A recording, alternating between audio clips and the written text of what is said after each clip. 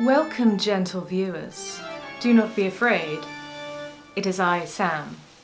And on this night of All Hallows Eve, when the veil thins and the spirit world collides with the earthly realm, I'm going to take you on a journey.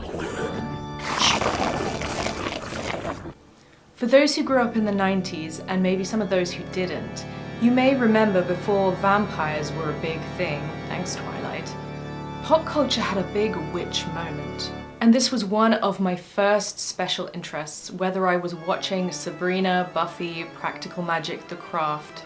I couldn't get enough of it. I was obsessed with witchcraft. Witchcraft. And funnily enough, it seems like I'm not the only one. It seems like there are many autistic people who are drawn to witchcraft in some way. There are some really interesting parallels between the two, which I want to explore in this video. So stay tuned for a spooky Halloween special on this Samhain blue moon, and you never know, we might even talk to a real live witch. Stop it, I'm trying to film.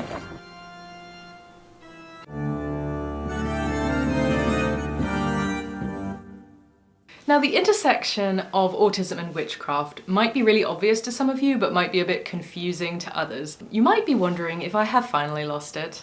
Actually, my biggest motivation for making this video is to outrank and outperform the host of videos on YouTube which claim that autism is the result of witchcraft. Don't look for them, just don't. So I would like to start off by categorically saying that witchcraft does not cause autism, and that's high up there on the list of things I didn't think I'd have to say in 2020. But when I looked further into it, there is actually a big stigma around autism for this very reason, particularly in certain African countries such as Uganda, Kenya, and Nigeria, to name just a few, as well as several African diaspora communities. The topic of witchcraft in Africa is absolutely huge and not really the scope for this video, because there are in fact a lot of different countries in Africa, all with very different religious and cultural traditions, so you can't just lump it all together. But I wanted to mention it because it's happening in the modern day, that autistic people in certain African countries are seen by some as either the victims of witchcraft or witches themselves, which can be a real threat to their lives. But I'd like to point out that the section of Nigerian law which specifically forbids witchcraft and is punishable by jail was actually introduced during British colonial rule, so let's sit with that discomfort for a while.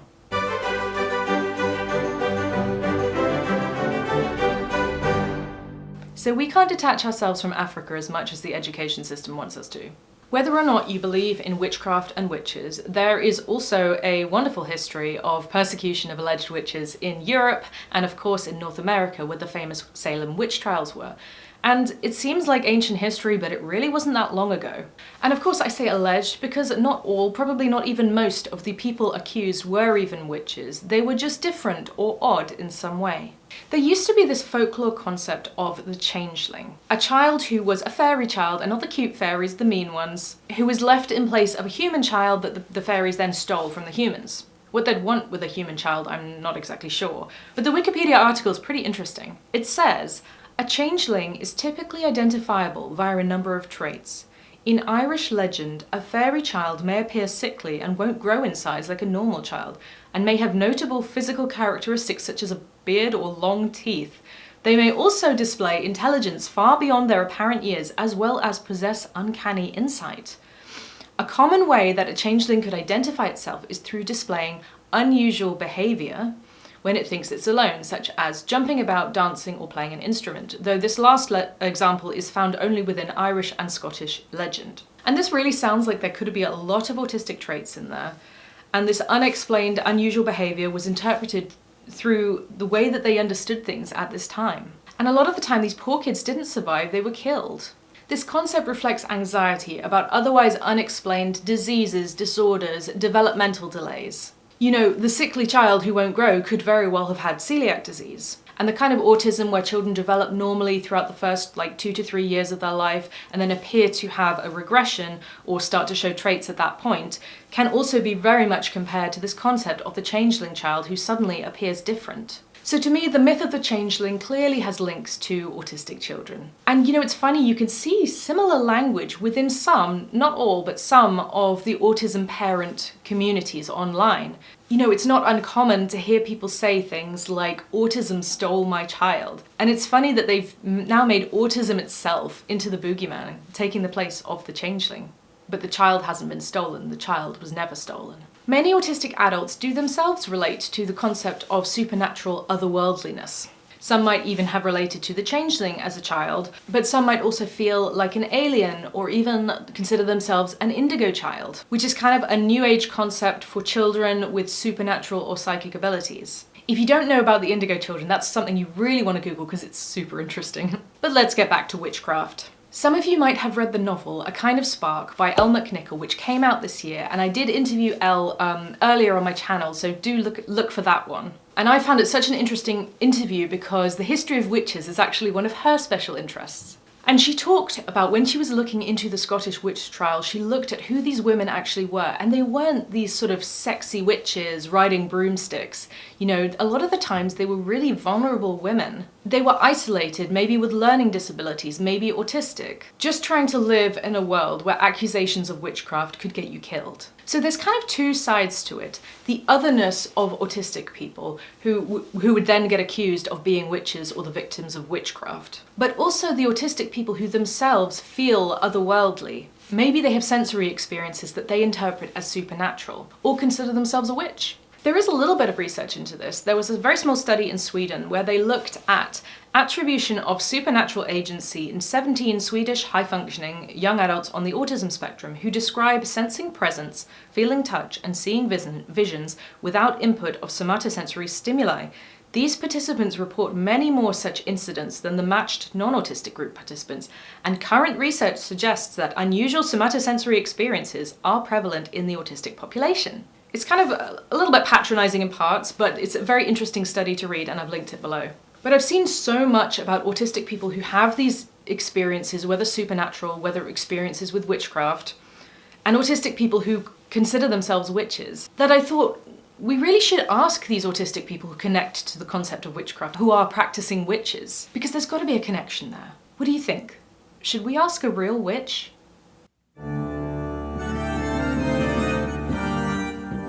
We are here with Meg Rosenbriar, an autistic witch who has come to talk to us today a little bit more about this fascinating topic. So welcome to my channel, Meg. How are you doing today? Hi, I'm doing so well. Thank you so much for having me on. This is a topic very near and dear to my heart. Can you introduce yourself to my viewers? Tell us a little bit about yourself. Sure, absolutely. So I'm Meg. I'm a hedge witch. I currently live on the Connecticut shoreline with my husband and my 2 sons and a little dog. I've been a student of the occult my whole life.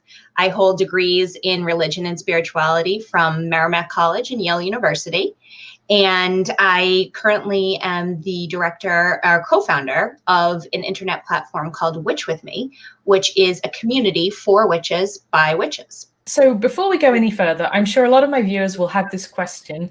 Can you explain exactly what you mean when you talk about witchcraft and magic, and how does it relate to spirituality and religion? Like, because people think of witchcraft, they think of like literally, sparks flying out your finger, magic spells. Yeah. So what is it all about? So it's a great question because a lot of people will conflate witchcraft with religion. And witchcraft is actually a practice. It's not a religion. You may have heard the term Wicca. Wicca is a religion based in witchcraft.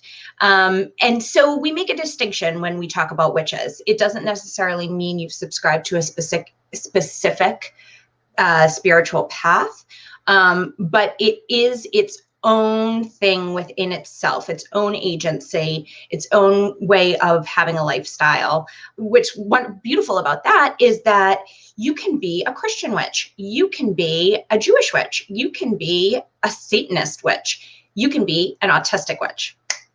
So it allows for flexibility to fit this special practice of making magic over your own lifestyle. And so how would you actually define magic? So magic, and I like to call it real magic. And the reason I say that is because people are like, is it real? Is it real magic? And I say, yes, it's real. Because what magic is the taking of the energy that exists in this world, whether it's through moon cycles or through a forest or through simply the emotions that you have within your own body. All of that is energy. And when we take those energies and we align them, we can do magic, amazing things. And what that means is changing your life, changing the patterns in your life, and changing the outcomes in your life. It's no secret it's not a snap of your fingers and a bunny jumps out of a hat. It is definitely work, and it's a lifelong process, but it's real and it works. So it's very much about, it's not so much about the supernatural so much as it is actually about the natural, feeling connection with the natural world. Yes, absolutely. And of course, what a witch knows, I believe it's Laurie Cabot who says, a witch, it being a witch isn't supernatural. A witch knows it's all natural. So you hit the nail right on the head there. Yeah. While I may have psychic powers, I may be great at reading tarot. All those things I attribute to getting into the natural rhythmic cycles of what's going on with the planets that day, what's going on in the weather that day, what's going on in my own personal life that day. All those energies come together to, and we can harness that to get information about the world that's not immediately apparent. Some regular viewers to my channel will probably know that I went through quite an intense, I don't want to say witchcraft phase because I feel like that's very belittling, but I'll say it's one of my first special interests. It's special interest is a great way to put it. And it seems like this was pretty common among, autistic girls and teenagers of that age. And it's pretty common also for autistic people to be drawn to kind of like alternative movements, like a lot of autists were goths. Can you explain why that might be and where the connection is with that? I mean, I think that that's a multi-layer question, and there's so much good stuff there that I think we can get into. But we're talking about autism and witchcraft specifically. And I think there's something that is very, very comforting about the practice of witchcraft and the feeling of otherness that you also feel being an autistic person in a neurotypical world. So I think that those two ideas of feeling otherness, feeling out of the realm of common, the common realm of thought, is really it becomes a comforting draw, and it becomes a way to shape your identity especially at a time when you're hitting puberty and you really do not have much to lean on. Maybe you are just totally burnt from just trying to mask all day long, every day, all day, especially at a time when kids are mean to each other and your body is changing. Hitting puberty is huge. I think that when you're changing into the person that you are meant to be, those spiritual questions come up for you in a major way. And it's something that we overlook as adults. We overlook that in a child. And as your experience shows, and how your viewers' experience shows, is that that's one of the very first times we really start to question who we are as people and how we work and who we're going to become. And I think that witchcraft is a lovely handhold to being a teenager and also being somebody who doesn't quite fit in. You touched on this a little bit, but what are some of the parallels, we're talking about adults now, between life as a witch and life as an autistic or neurodivergent person? Obviously, that kind of feeling of otherness, I think, is a big one. But can you explain a little bit more about that? Absolutely. For me, I self-diagnosed, and I self-diagnosed later in life. I was in my late 20s when I did so. And so I had a lot of coping mechanisms put in place that were not working for me throughout my adult life. And when I started to embrace witchcraft, I'm talking as a daily practice, which was just before I had my son, before I became a mother, which is another great intersection, I feel. Your identity changes again when you become a parent. So we're talking, hearkening back to that. But I had to find new ways to cope with the challenges of my autism. And what I really found out about witchcraft was that it was a method of relying on cycles and energies that allowed me to alleviate a lot of the challenges I have. For example, I use the moon cycles to inform my executive functioning. I know that on a new moon where energy is at an all-time low, I probably shouldn't ever schedule anything important. So the lifestyle of witchcraft, the methodology of it, the absolute, they call it mindful living for a reason. And we talk about, and this is what I love, is that witchcraft has a lot of vocabulary words and ways of talking about living that align a lot with therapies that we see suggested for autism. And so I kind of came at it through the back door. I started taking witchcraft and applying them to my life as therapy. And now I'm here to say, wait a minute, this could be actually helpful for other people as well. What I really want to say to autistic people is that, especially when it comes to being extremely sensitive, when it comes to being easily overwhelmed, or just feeling like you're not exactly sure the next step forward a lot of times, that self-doubt we can get as autistic people, all those things are really helped by leaning into witchcraft, which asks us to take control of our emotions. It asks us to take responsibility for our own healing. It asks us to build relationships with powers larger than ourselves. And all of those things, I think, are really grounding and really centering for people like myself who have trouble doing those things. Calming myself down, chants I've learned have been so helpful. Repetitious movements where a lot of people will raise energy by meditating. That is, my ADD cannot handle that. I will dance before and in a very, not like in a pretty way, in a very rhythmic way, in a way, starting to move my body like this, really starting to get into it. And all those things, I'm doing exactly what my body requires of me as an autistic person to get my energy level to a point that I want to get to, that I can start taking that energy and talking to the universe and saying, you know what I really need is some money. Or you know what I really need is a good partnership.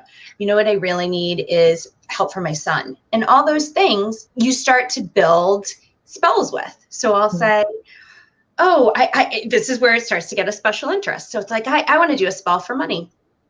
Well, let's learn every single herb that has to do with money. And then we'll grow them all. And then we'll use them in our spell work, and we're going to start to get rich. And I truly believe that. And I don't mean you're going to win a lottery, or you're going to, that's not what witchcraft is about. But what it's about is giving you guidance on the daily, and in a way that helps you achieve goals that may not be as easy otherwise if you're coming into a lot of things.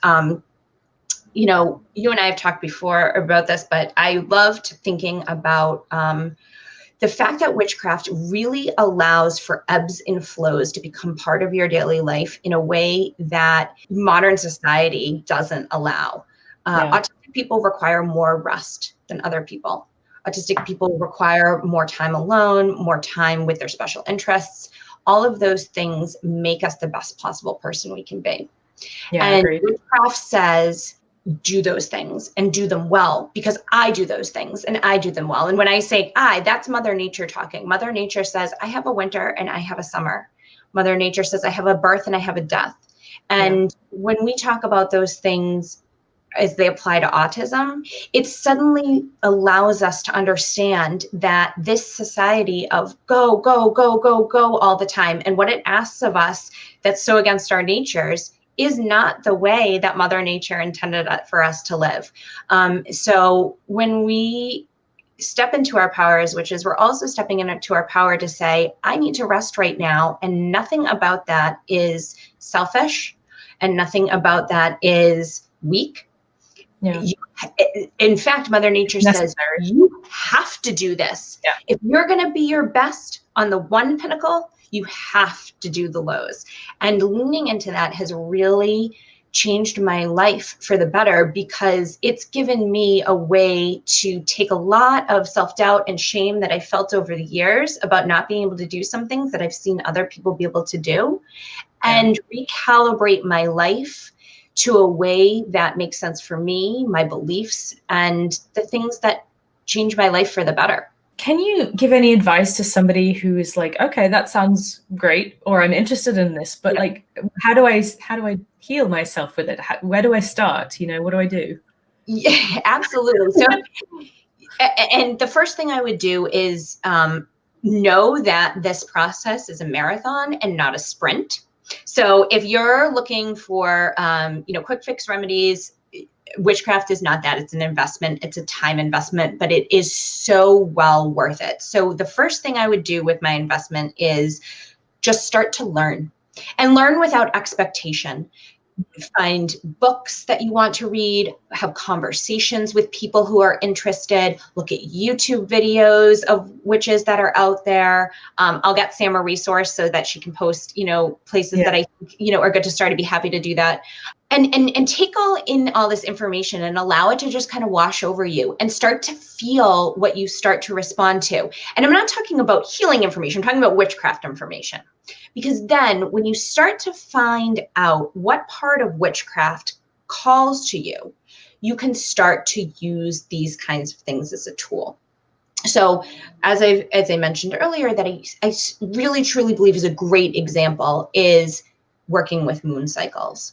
Witchcraft offers us a lot of different tools for doing that. And one of the things that can be healing is working with nature. So we talk about moon cycles, we talk about plants, we talk about animal spirits, we talk about connecting with where you live. When it came to really being introspective and realizing that I was actually, in fact, autistic, had to do a lot with what you were talking about, Sam, was realizing that so many of my sensitivities and my challenges that I struggle with were actually, being helped by witchcraft so much that was there something there that I was totally missing? You heal one part of yourself, you start to heal others more rapidly and more rapidly. And it's a chain reaction that builds on itself, which is why I wrote my book about the healing power of witchcraft. Because while it's not specific to autism, I believe that there are many, many spells in there that can be used as therapy for autism. And I will be happy to, the book is on its way to you right now, Sam. And I will be happy to bookmark for you which one of those I think your followers might want to start with, so that they can try it. My next step is hopefully to write a book specifically on the healing power of witchcraft for autism. Oh, wow. So it'd be wonderful. Cool. I would love for any of your healers or any of your followers to say, hey, I think I might want to heal using witchcraft, and try my spells and tell you what you think, because I will need plenty of feedback. We've got all the links in the description and everything. It'll all be there. So if anyone wants any further information on that. It's really pretty. Oh, yeah.